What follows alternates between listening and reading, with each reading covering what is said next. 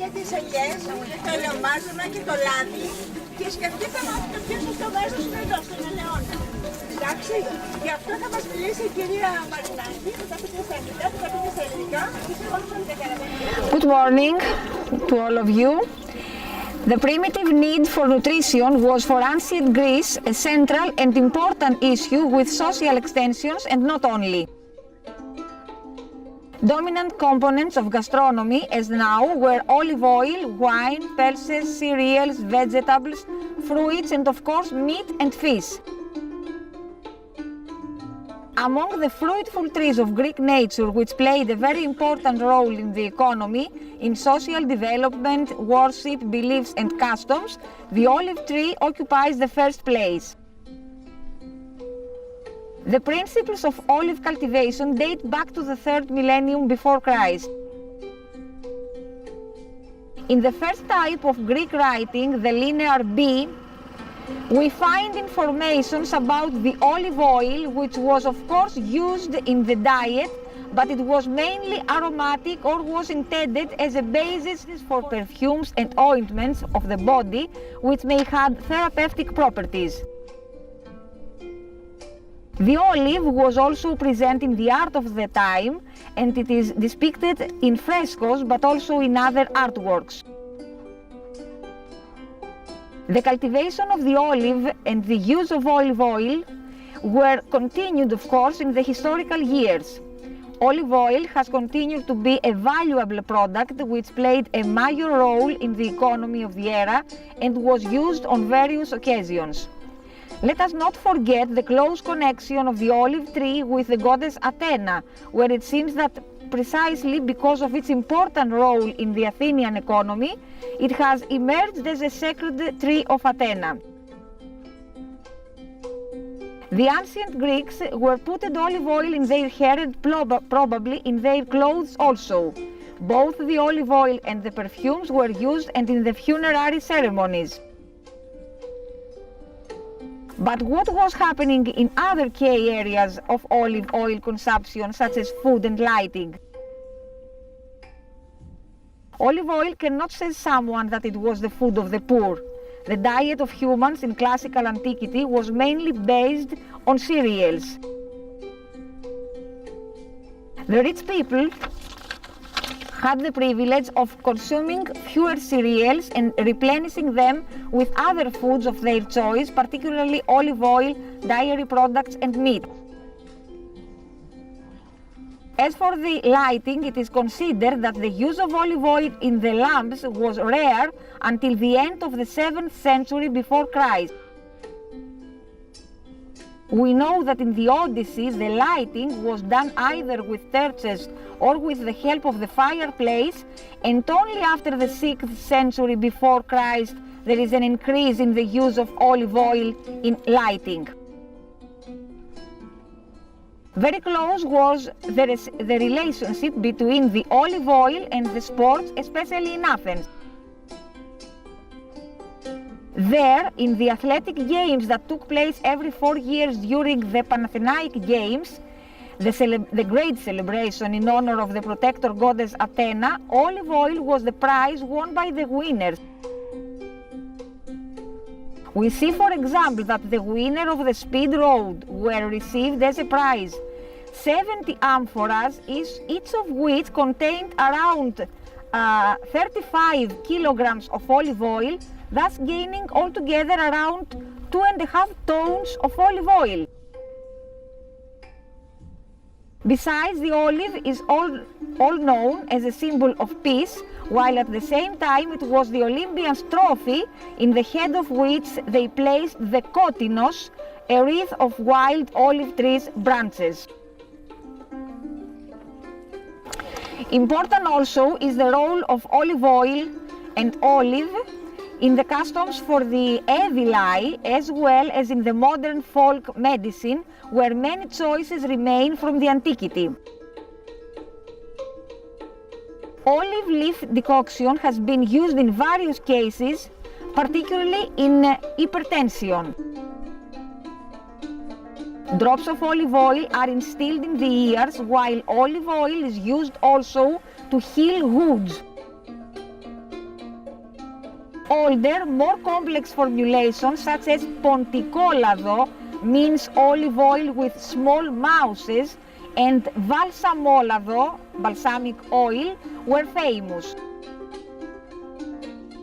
Even enema with olive oil are reported in persistent cases of constipation. There are many proverbs with reference to the olive oil and the olive tree since antiquity. One of them is carried by Aristophanes in the comedy Batrachi, Frogs. Do not leave the anger to get you outside of the olive groves, which means do not leave your wrath to get you out of the limits.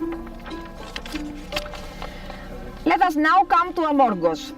For centuries, in the olive groves of the island, and especially in Aighiali, where we are now, there is a ferment every November in order to, with the participation of all the inhabitants, being collected all the olives and to secure the olive oil for each house and each church of each region.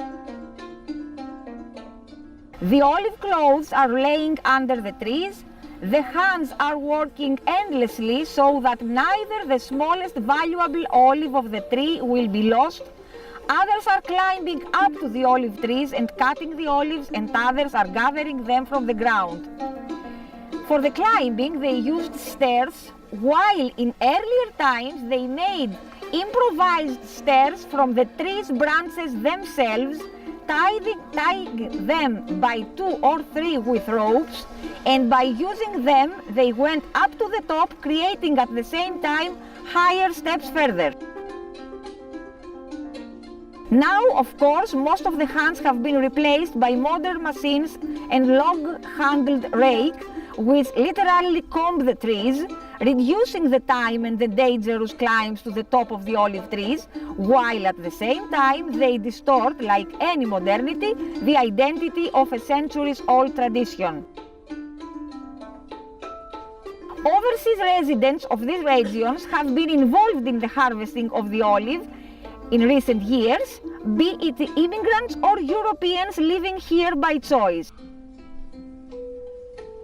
However, the same thing was happened in the past, with only difference that instead of the aforementioned, the Amorgian olive groves were filled with workers coming from the neighboring islets, Ηρακλιάς, Χινούσα and Kufonisi, who worked from night to night with payment just in kind. Other eras. Most olive trees in this area are aged over 2 or 3 centuries, but there is one here in Aighiali considered to be at least 2,500 years old, as much as the history of ancient cities of Αμοργός, Minoa, Αιγιάλη and Tarkesini. How many stories will not be told by these silent witnesses of the history of the island, but also of its people, their everyday life, their habits and their problems.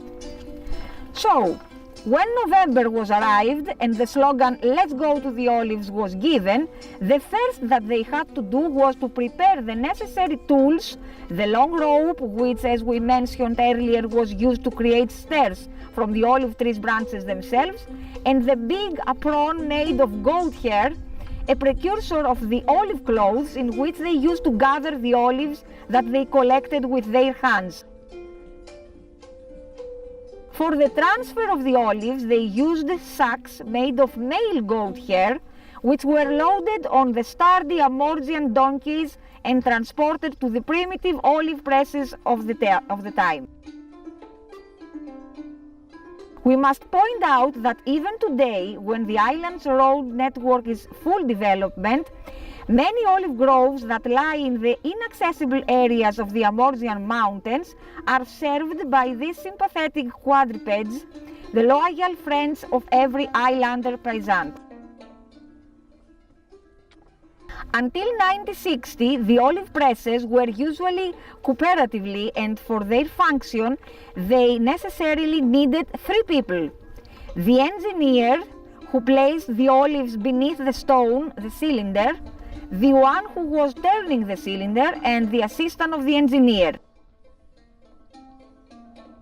The olive press workers were usually young and strong men whom the owners paid in kind, as they shared with them at equal percentages the olive oil that they withheld of each olive producer, and which was always 10% of the production. At the beginning of the 1960s, things were improved by installing milopetres, special stones for the olive presses from the island of Milos, which were transferred by hands as precious objects where there were no motorways, as in the case of Lagada. The first motorized olive press in Αμόργος was also cooperatively and operated in Αιγιάλη from 1969 until 1982, when the port of Αιγιάλη was completed and the entire island is served by the modern olive press of the agricultural cooperative in Κατάπουλα, where we were yesterday. One characteristic of Αιγιάλη worth mentioning is the fact that there are 1, 2 or more olive trees in each olive grove dedicated to the nearest church. It was a common phenomenon for the older generations of the inhabitants of Αιγιάλη, along with the olive trees that they passed to their children, to leave 1 or 2 trees to their neighbor's end or to some other churches in the village, in order to have enough olive oil for their oil lamps throughout the year. Thank you very much for your attention.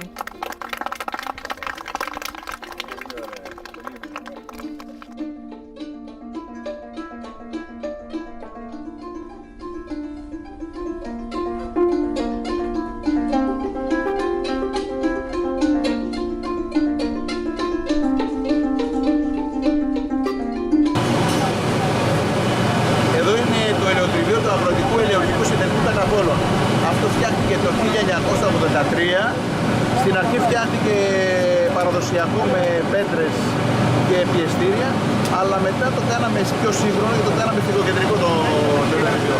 Εδώ ο κόσμος θέλει τις ελιές και η παραγωγή για να πάρουν το λάδι τους. Η παραγωγή της αμοργού δεν είναι πολύ μεγάλη, εξαρτάται από την βροχή. Και επειδή συνήθως δεν βρέχει, η παραγωγή είναι πολύ μικρή. Φέτος ειδικά είναι πολύ ελάχιστη η παραγωγή.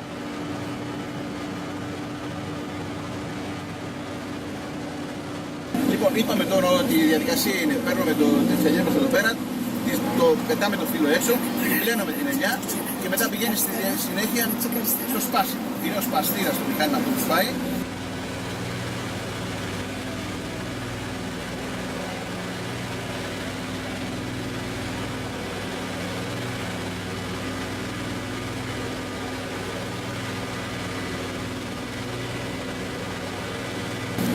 Και μετά πηγαίνει σε τρεις φάσεις μάλαξης. Είναι μαλακτήρες, αυτό που το ανακατεύει, αυτό που τους ανέλεγε, ναι, και ανακατεύει τη ζύμη. Αυτό παραμένει εκεί πέρα για ένα χρονικό διάστημα από 25 λεπτά μέχρι και 3 τέταρτα. Και δεν χρειάζεται παραπάνω, δηλαδή όσο περισσότερο μένει, τόσο περισσότερο οξυδώνεται η ζύμη. Και μετά πηγαίνει στο μηχάνημα που κάνει το διαχωρισμό από τις πάστας, δηλαδή διαχωρίζει τα υγρά, το νερό, το λάδι και την πυρήνα. Η πυρήνα φεύγει έξω, τα νερά φεύγουν έξω και παίρνουμε εμείς το λάδι που περνάει τελικά από τη διάβαση τελική που είναι από το διαχωριστήρα και παίρνουμε εμείς το λάδι μας. Οι θερμοκρασίες που το βγάζουμε εμείς το λάδι είναι γύρω στους 22 με 25 βαθμούς. Είναι ψυχρά. Είναι ψυχρά. Μπορεί να μην έχεις μια μικρή απώλεια στο ποσοστό απόδοσης, αλλά είναι αμεληταία. Δηλαδή, αν στα 100 χάσεις και 1-2 κιλά λάδι, δεν πειράζει όταν κερδίσεις την ποιότητα. Αυτό. Πέρσι πόσο τόνους λάδι βγάλατε? Πέρσι βγάλαμε γύρω στους 60 τόνους λάδι. Φέτος όμως, αν πιάσουμε τους 5 τόνους θα είμαστε και ικανοποιημένοι. Δεν έχει παραγωγή σήμερα. Και τα δέντρα είναι ψασμένα, δεν αποδόθηκαν καθόλου καθόλου. Δηλαδή, παραγωγός που είχε πέρσι έβγαζε ένα τόνο λάδι, ένα τόνο δεν έβγαζε, αλλά 500 κιλά λάδι, φέτος αν βγάλουν 50 θα είναι ευχαριστημένοι.